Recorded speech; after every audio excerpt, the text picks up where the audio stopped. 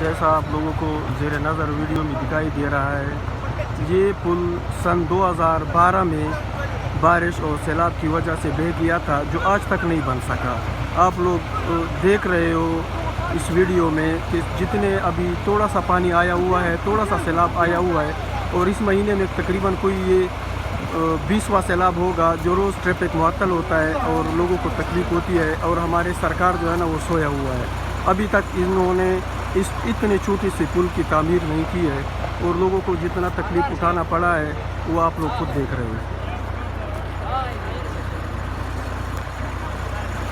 ये रोज़ यहाँ पर बारिश होता है, और बारिश होने के बाद यहाँ पर सैलाब आता है, और जो है ना ट्रैफिक जो है ना वो मुअत्तल होता है, और लोगों को तकलीफ़ उठानी पड़ती है। और आप खुद सोचें कि ये अगर कोई इमरजेंसी बन जाए तो फिर इसमें बहुत मुश्किलात होती है, और लोगों को बहुत तकलीफ़ है।